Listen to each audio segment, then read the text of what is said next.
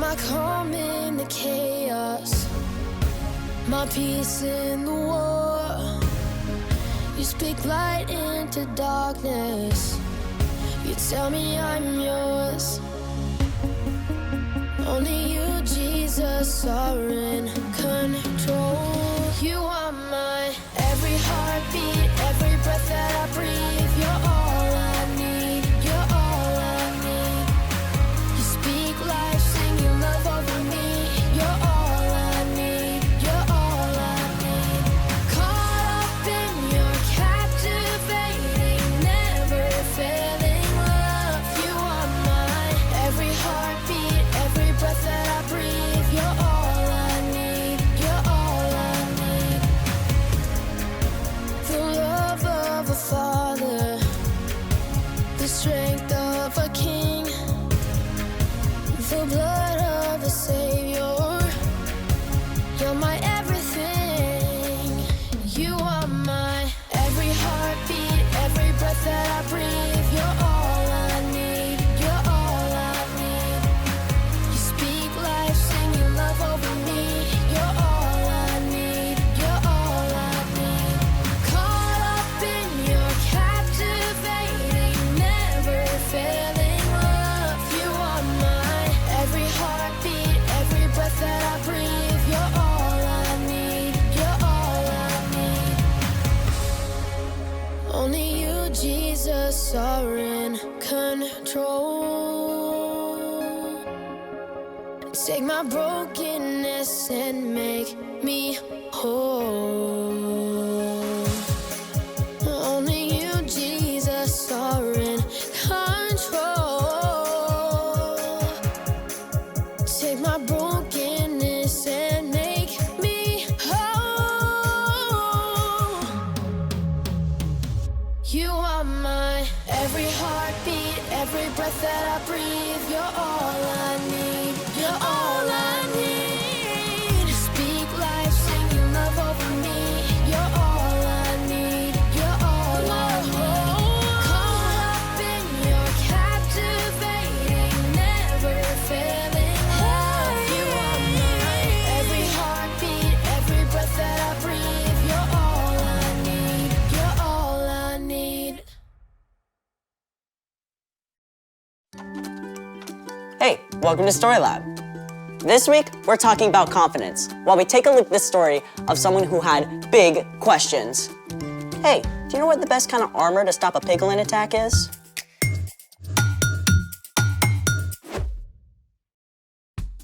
Hey, I'm Skylar. And I'm Sebastian. We're talking about confidence, which is living like you believe God is with you.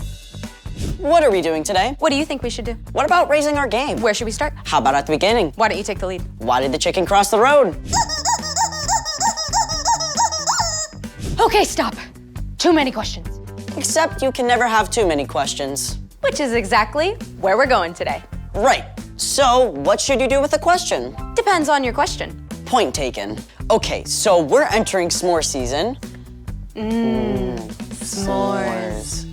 But you don't always have a campfire when the s'mores cravings hit. So I'm thinking maybe we could put a marshmallow in the microwave. Please form that phrase as a question, Sebastian. What happens when you put a marshmallow in a microwave? Yes. Well done. You have just initiated The scientific method. The what? the scientific method. It's a great way to figure out how things work. Step 1. Ask a question. Already done. What happens when you put a marshmallow in the microwave? Step 2. Make a hypothesis. I've always thought a hypothesis sounds like a mythical creature. Duck!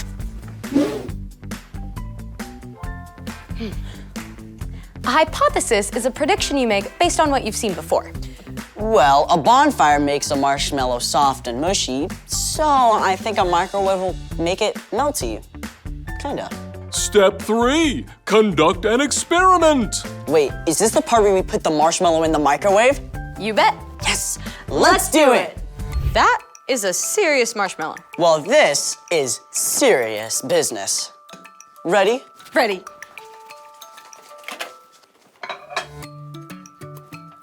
Commence experimentation.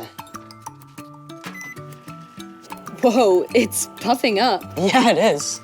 A lot. Wow. It's still puffing up. This is pretty wild. I wonder how big it's gonna get. Look how big it's getting. Oh, I can smell it. Step 4. Analyze your results. Wow, it looks like our marshmallow turned into the Hulk for a minute. It did get melty. That's perfect. Step 5. Draw conclusions. I conclude putting a marshmallow in the microwave is super fun and perfect for s'mores. So there's your answer. Asking questions is super fun. Speaking of which, it's time for... The story before the story. Today, we're in the book of Acts, which tells the story of the early church. But before Acts, way back in the very beginning, out of a deep, deep love, God made an amazing world. But when people turned away from God, the world was broken. God made a plan to draw people back into relationship. So, at the right time, God sent Jesus, God's very own son, to live among us. Jesus gave up his life. Then, on the third day, he rose again.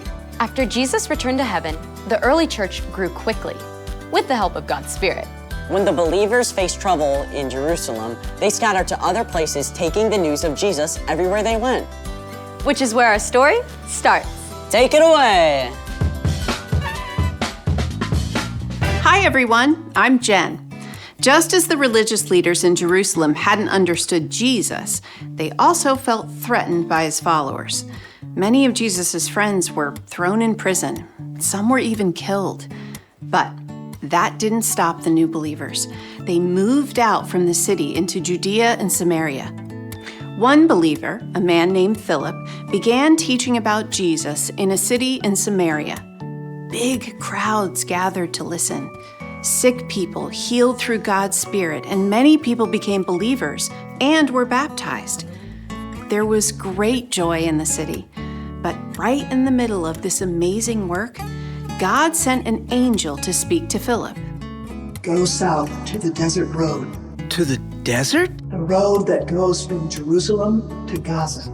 If I was Philip, I would have been full of questions. I mean, things were going great in Samaria. Lots of people were becoming Jesus followers. So why would God want Philip to leave it all and head for the desert? I mean, the desert. There's no one here. But Philip listened to God. He started off down the lonely road into the desert, and before long, he spotted something.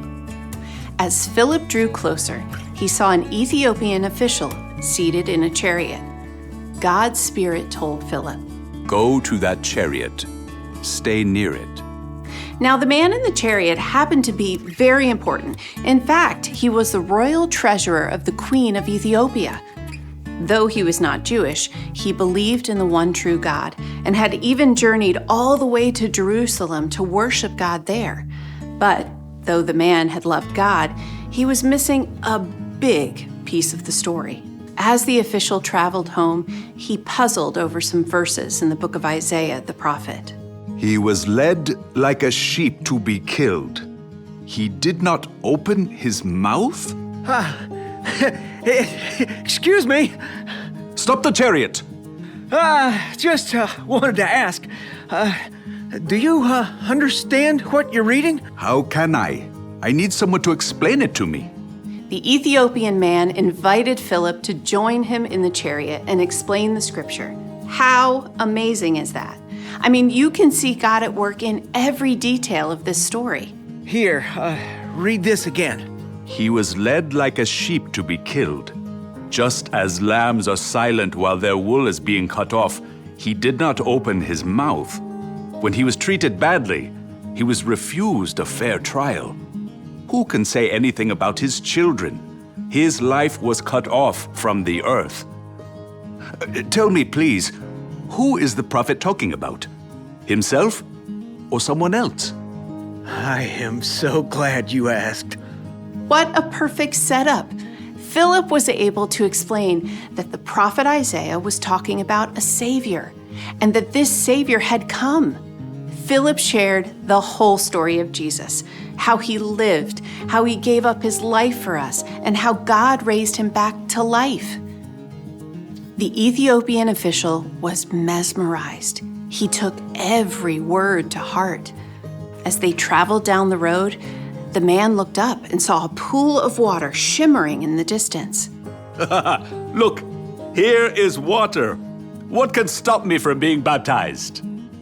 Just a quick reminder, they're in the middle of a desert, which generally means no water. And yet, miraculously, God brings them to an oasis at the perfect moment. Philip baptized the Ethiopian in the pool of water. It was a sign that the man now believed in and was choosing to follow Jesus. As the two men came up out of the water, God's Spirit suddenly whisked Philip away.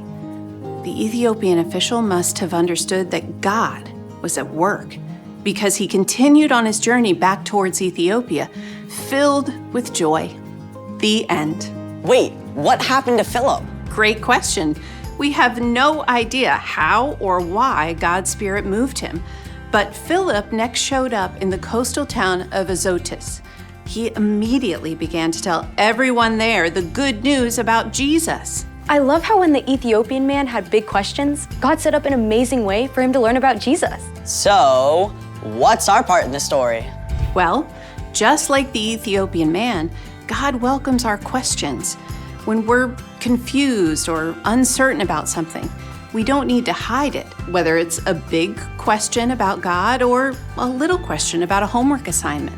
We can ask. You may be wondering, why is it so hard to do the right thing? God does let bad stuff happen. What do I do when my parents argue a lot? Will I be able to make friends at my new school? Why do I have to work harder than everyone else just to do okay on a test? You can take all of your questions straight to God, or to a parent, or a teacher, or another trusted adult. Now, if you need help with the homework assignment, your teacher can definitely give you an answer. But you might not get your answers to your other questions, at least not right away. And that's okay, because no matter how many questions you have, or no matter how big they are, God won't get angry or annoyed with you asking. You can be confident that God will be there, right there with you, no matter what. No question about it. That's right. See you next time. So here's the thing. God is with you, even when you have questions. I have a question. Can I make 2 marshmallow peeps joust in the microwave? Only one way to find out. Thanks for joining us in the Story Lab. See you next time.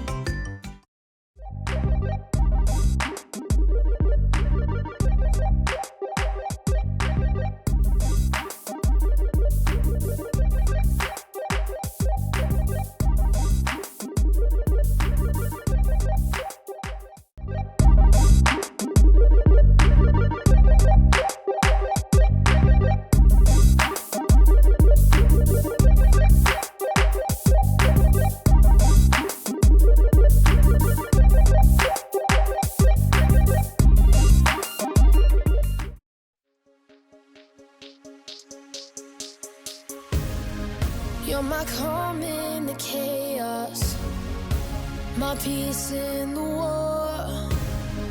You speak light into darkness, you tell me I'm yours. Only you, Jesus, are in control. You are my every heartbeat, every breath that I breathe. You're all I need, you're all I need. You speak life, sing your love over me. You're all I need, you're all I need. Caught up in your captivating, never failing love. You are my every heartbeat, every breath that I breathe. You're all I need, you're all I need. The love of a father,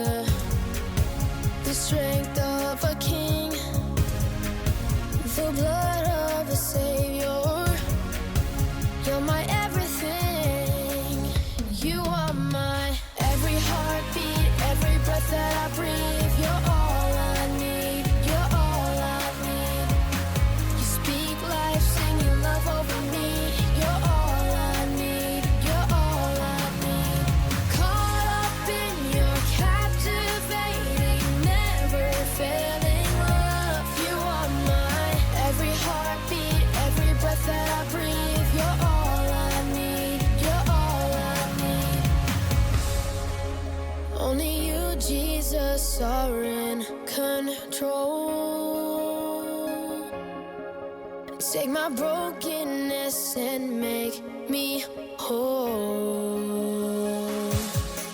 Only you, Jesus, are in control. Take my brokenness and make me whole. You are my every heartbeat, every breath that I breathe. You're all I need. You're all I need. Speak life, sing your love over me. You're all I need. You're all I need. Caught up in your captivating, never failing love. You are mine. Every heartbeat, every breath that I breathe. You're all I need. You're all I need.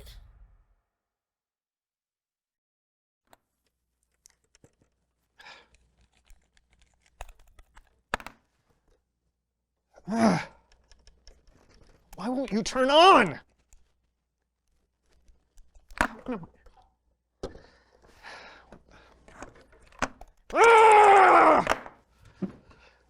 John, thank goodness you're here. I can't figure out how to turn on this video game console. Oh, well, are you sure that it's plugged in? Yeah, it's plugged in. Check. Well, then all you should have to do is hit the power button. Oh, yeah, the power button. Yeah, I tried that like 100 times. Look at that. 1, 2, 3, 4, 5, 6, 7, 8, 9, 10, 11. A lot. Huh, okay. Well.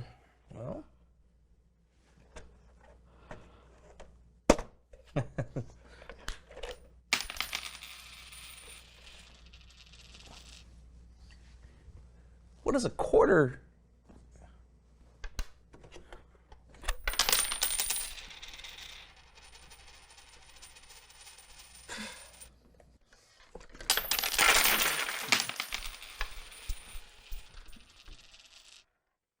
Brandon, you don't put quarters in a video game console. Oh.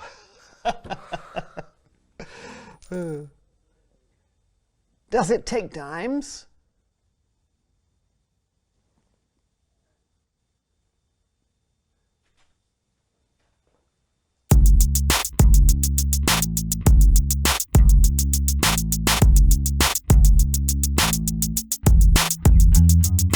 Hello everyone, I'm Brandon. And I'm John, and welcome to the So&So Show. And why are we here, John? Because we have a show to do. Yeah, but why are we doing the show? Well, to have fun. Sure. And hopefully we can learn something about ourselves and each other and a God who loves us. Mm-hmm. You got questions, I got answers, Brandon. Boom! Yeah, I guess so. You guess so? Yeah, I mean, I'm just thinking, what about questions that we're scared to ask? Oh, like what? You know, like, why do bad things... What was that? I was sneezing. Oh, bless you. Yeah. No, I was just wondering, why do bad things... Sorry. Are you not letting me ask? Why? No more questions. Why? Because we're the answer people, we're not the question people. Yeah, but I was just asking. No! You can't ask any hard questions that I don't have good answers to. No questions at all costs. Otherwise, they'll know that we don't have answers for everything. Yeah, but we don't have time for us to go where no questions are asked and I can escape from reality. The great outdoors? No! Video games! Oh. Okay. Mm-hmm. Oh, this is so much better. Where are we? No questions. Come on. Right. Let's go. Okay, I'm coming. Wow. Yeah? Huh? Yeah. Oh, look, there's someone. Do you need some help? Yes, actually, I was wondering... No questions. Either one of you. Let's go.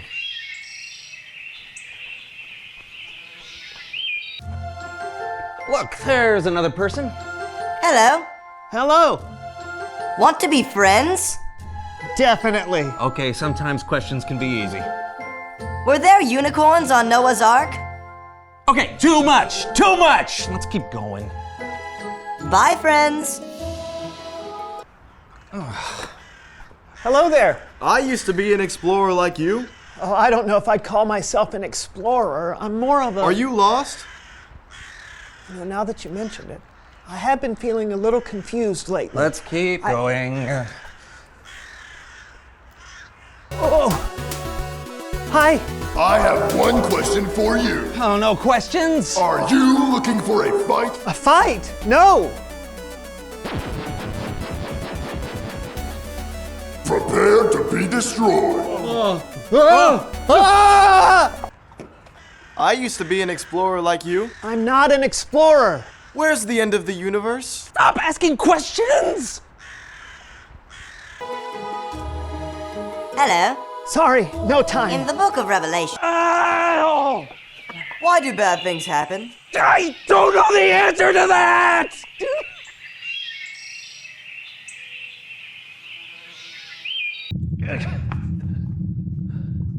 That didn't help at all. I have so many more questions now. No! It's Bible story time with Kellen.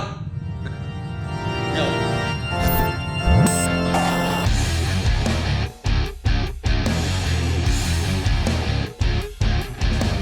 Fellas, you okay? No questions, Kellen. The show is a train wreck today. Brandon was asking some hard questions, and I explained to him, we're not questions people, we're answer people. I mean, you have all the answers. Actually, I don't. And that's okay. Brandon! I'll tell you what, this really goes hand in hand with our Bible story today. It's a video game, and why don't you two play it for me? No, I'm not going in another video game. Oh, no. You won't have to be in it. It's super simple, and all you have to do is answer some simple questions. Okay. Are they easy questions? Well, some of them, but if you need help, I'm right here. All right. Great. So our story today comes from the book of Acts. We read about a man named Philip, a follower of Jesus, who was told to travel from the city of Jerusalem to a place called Gaza. John, now you're going to be controlling the other character in the story, an Ethiopian official. Let's do it. Okay, so I guess that's me. Let's see here. Yep, there's a scroll. Let's pick it up. He was led like a sheep to be killed. Just as lambs are silent while their wool is being cut off, he did not open his mouth. When he was treated badly, he was refused a fair trial. Who can say anything about his children? His life was cut off from the earth. What? That doesn't make any sense. I don't know about this, Kellen. Yeah, the Ethiopian official felt the same way.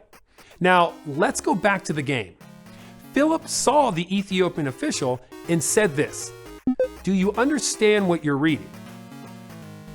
Okay, should you A, admit you don't know and say, how can I? I need someone to explain it to me. Or B, show confidence by just pretending you know the answer. Well, I think we need to always have the answers, okay? So if you don't have an answer, faking it is probably the best way to do it, right? We're the answer people after all. You sure? I don't know. Brandon, what do you think? I think sometimes people pretend to have confidence when they don't know something, but if you don't ask questions to what you don't know, then it's really hard to learn and grow. So maybe there's confidence in admitting what you don't know. Bingo. Let's see what happens. Okay, choosing A. That verse is talking about Jesus. Oh, wow. Yes. Philip began telling the Ethiopian official about Jesus, telling him the story of how Jesus came to this world and how he gave his life for us. And if we put our trust in him, we can have a relationship with God that lasts forever. Wow, that's great. Yeah, that even makes me feel better. Okay, Brandon, do you want to play the next section? Oh, okay, sure. Here you go, buddy. And it's a little sweaty. Right. Look, here is water. Should you A, take a drink, B, take a bath, or C, get baptized? I mean, he was probably pretty thirsty, so I'm gonna guess take a drink? Maybe, but what just happened? He just learned about Jesus? Oh, right. Yeah. C, get baptized. Let's find out. Here goes nothing. What just happened? Well, we read in Acts that after the Ethiopian official was baptized, the Spirit of the Lord took Philip away to go preach to other people. Wild. What does that mean? I don't know exactly, and that's okay. Huh. But the Ethiopian official's life had been changed forever, and chances are he shared the story of Jesus with many more people. We read that he went on his way full of joy. The end. Oh, that's a great story, Kellen. Yeah, but get this. This all happened after Jesus left the earth. But Jesus' story was already beginning to travel all over the world. And think about it. The Ethiopian official may have never heard the story if he had been too afraid or too proud to ask questions. Very cool. No doubt. I'll see you guys next time. Later, Kellen. Wow. You know, sometimes asking questions can be scary. Yeah, but here's the thing. Even though it's hard for some of us to admit, we all have questions. Everyone? Oh, yeah. In fact, reveal the question. What questions do you have? Yeah, maybe you have questions about the world around you, like what is water? Yeah, and why doesn't it just break into hydrogen and oxygen atoms when you do a cannonball in the pool? Sure, and maybe you have questions about God or Jesus. I think it's important to remember that not knowing something is okay, and that God is with you even when you have questions. Absolutely. So stay curious, friends. Asking questions is how we learn about ourselves, about others, and about a God that loves us. Yeah, and I think I've learned today that we'll never stop asking questions. Oh, yeah. There's always something new to learn. Yeah. Well, I have a question right now. Ask away. Is that all the time we have for today? Yes, indeed it is, but don't worry because we'll see you next time on the So&So Show. Bye. Bye. Okay. So questions? Can I Yeah. ask you some that have been on my fire mind? away. Let's go. If we learn and improve from our mistakes, then why are we so afraid to make mistakes? Sometimes people like veggies. Mistakes are real good, but What came first, orange the color or orange the fruit? yes. Ooh, I like that answer. A lot of people aren't going to get it, but you have to think about it a lot, and then you'll get it. Yes, that's really profound. I really appreciate that. Video game. I can't remember the. Or is this something? I don't know. I think we made it up.